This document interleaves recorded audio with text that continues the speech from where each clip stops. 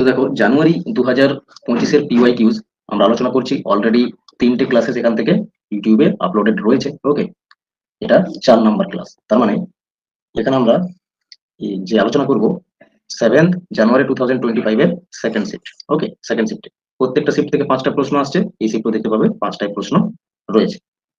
দেখো, প্রথম প্রশ্ন হলো এরকম ছিল, 10th নাম্বার টার্ম ফাইন্ড করতে হবে। তোমরা এটা 3বার মনে হয় করলে, ঠিক আছে। এই ক্ষেত্রে জাস্ট আমরা কি করছি, যেহেতু 10th টার্ম ফাইন্ড করতে হবে, কতগুলো টার্ম গিভেন রয়েছে, 1 2 3 4 5, তাহলে 6 7 8 9 10। এই 10th নাম্বার টার্মে কি আসবে এটা ফাইন্ড করতে হবে। আগে গিভেন রয়েছে 1 5 14 30 আর 1 রয়েছে, 5 রয়েছে, 14 রয়েছে, 30 রয়েছে আর 55 রয়েছে, ঠিক আছে। কত করে গ্যাপ রয়েছে, 4, এখানে রয়েছে 9, এখানে রয়েছে 16, এখানে রয়েছে 25-এর। ওকে, গ্যাপ গুলো কি তুমি দেখে বুঝতে পারছো এগুলো কিনা স্কোয়ারে যাচ্ছে।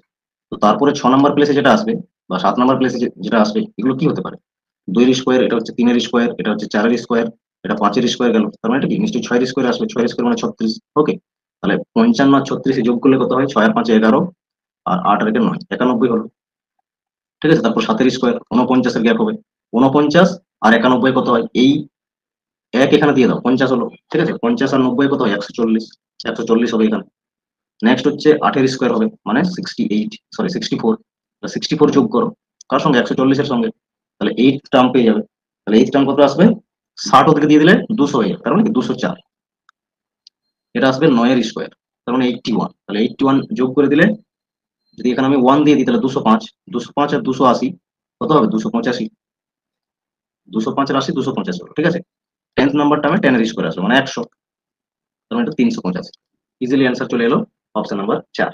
ওকে, ম্যাক্সিমাম সময় আমি তোমাদের একটাই বলেছি যে নাম্বার সিরিজের ক্ষেত্রে কি লাগে, জাস্ট বিটুইন দ্য নাম্বারস এর মধ্যে গ্যাপটা ফাইন্ড করলে ম্যাক্সিমাম সময় সলভ হয়ে যায়। ওকে, তো দেখতে পেলে এটাও কিন্তু এইভাবেই সলভ হলো। নেক্সট প্রশ্ন দেখো, একটা ইন্টারেস্টিং কোয়েশ্চেন ছিল, যেখানে বলা হয়েছে ফোর্থ প্রপোর্শন ফাইন্ড করতে হবে। ওকে, তো ফোর্থ প্রপোর্শন ফাইন্ড করতে হবে যেখানে টি টু দি পাওয়ার 5 রয়েছে, এস স্কোয়ার বা এস এর পাওয়ার 2, টি এর পাওয়ার 5 রয়েছে, এস এর পাওয়ার 3, টি এর পাওয়ার 2 রয়েছে। তো এখানে ফোর্থ নাম্বার যে প্রপোর্শন আসবে সেটা কি হবে, যেখানে বলে রেখেছে এস এবং টি নন জিরো, মানে এগুলো জিরো নয় অ্যাকচুয়ালি, ঠিক আছে, কিছু না কিছু নাম্বার।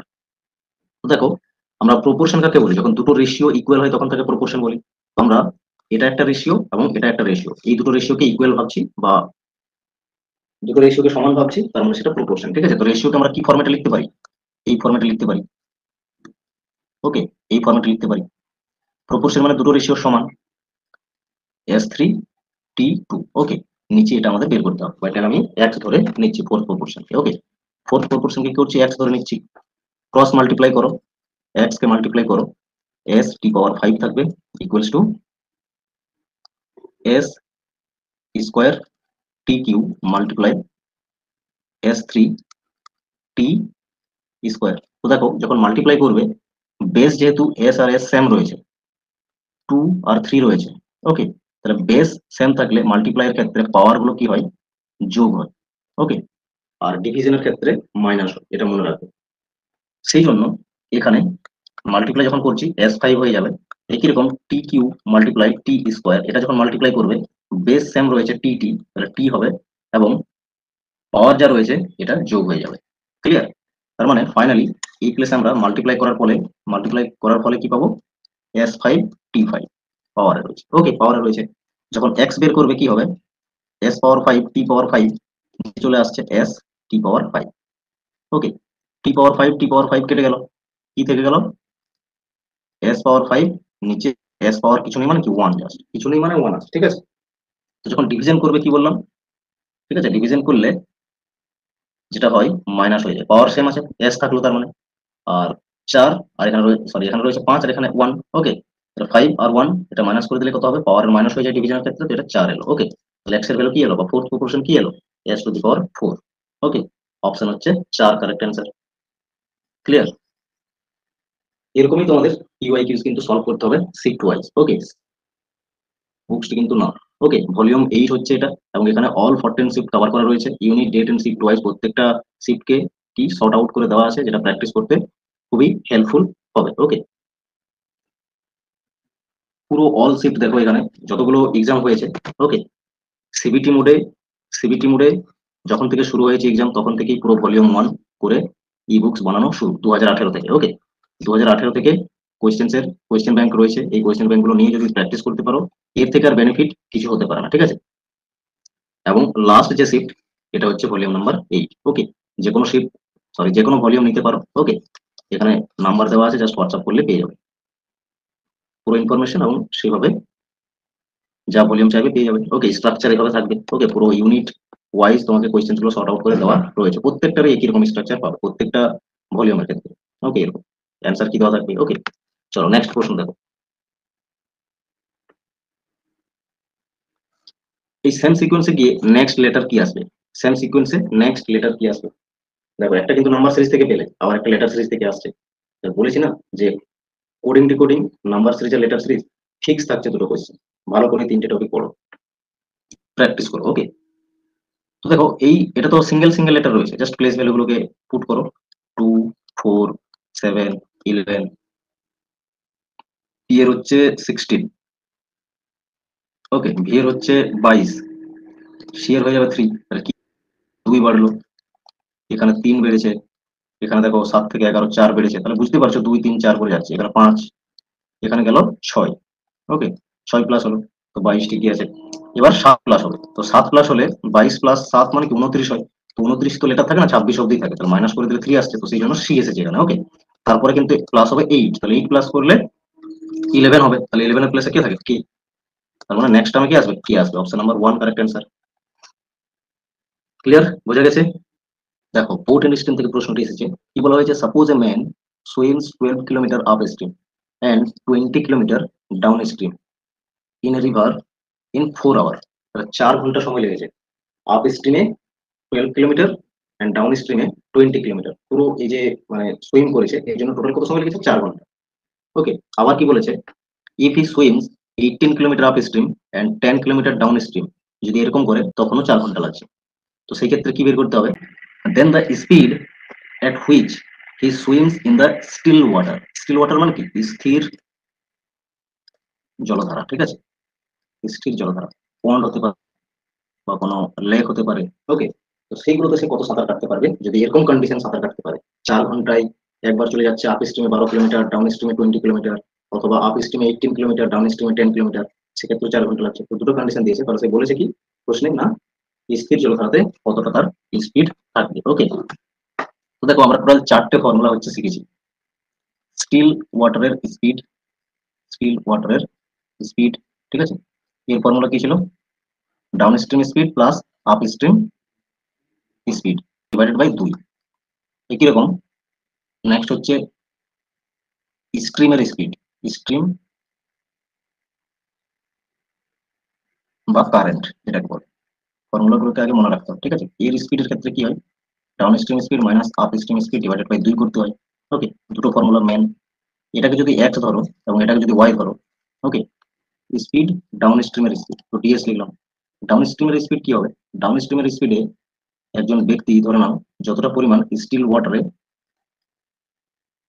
তার স্পিড থাকে এবং স্ট্রিমের যতটা স্পিড থাকে, তাহলে কি বলছি, একজন স্টিল ওয়াটারে স্থির জলে যতটা পরিমাণ তার স্পিড থাকে, ঠিক আছে, সেটা তো থাকবেই যদি সে কারেন্ট বা স্ট্রিমে যায়। ওকে, তো ডাউন স্ট্রিম আমরা তো তাকেই বলি যখন একটা প্রবাহমান জলধারা কি করছে না, তার ডিরেকশনে যখন বোট বা কোনো ব্যক্তি সুইম করছে। ওকে, তো সেই ক্ষেত্রে এটা ডাউন স্ট্রিম, আর অপোজিট ডিরেকশন হলে সেটাকে আপ স্ট্রিম বলা হয়, আপ স্ট্রিম তখন এটা। তো এই ক্ষেত্রে ঘটনাটা কি ঘটে, ডাউন স্ট্রিম যখন আমরা বের করবো, কারেন্ট বা স্ট্রিমের যে ফ্লোটা রয়েছে সেটা প্লাস হয়ে যায় সবসময়, ঠিক আছে, স্থির জলের সঙ্গে স্থির জলে যত স্পিড থাকতে পারে সেটা প্লাস হয়ে যাবে যদি সে প্রবাহমান জলে যায় এবং ডাউন স্ট্রিমে সাঁতার কাটে। ওকে, সেটা তখন কি হবে, প্লাস হয়ে যাবে। সেই জন্যই স্টিল ওয়াটারের স্পিড প্লাস কারেন্টের স্পিড যোগ করলে ডাউন স্ট্রিমের স্পিড পাওয়া যায়। তো আপ স্ট্রিমের ক্ষেত্রে তখন সেটা অপোজিট হবে, প্রবাহমান জলধারা যেদিকে বইছে তার অপোজিট দিকে যদি কেউ সাঁতার কাটে, ঠিক আছে, তখন কি হবে, প্রবাহমান জলধারা কি করবে, সেই ব্যক্তিকে পেছন দিকে ঠেলে দিবে, ঠিক আছে। তো সেই জন্য এখানে স্টিল ওয়াটারে যতটা যেতে পারে সেটা যদি আমরা আপ স্ট্রিমে গেলে ওই স্ট্রিমের যতটা স্পিড সেটাকে মাইনাস করে দিই তখন আপ স্ট্রিমের স্পিড পাওয়া যায়। টোটাল 4টে ফর্মুলা ভালো করে মনে রাখবে, ঠিক আছে।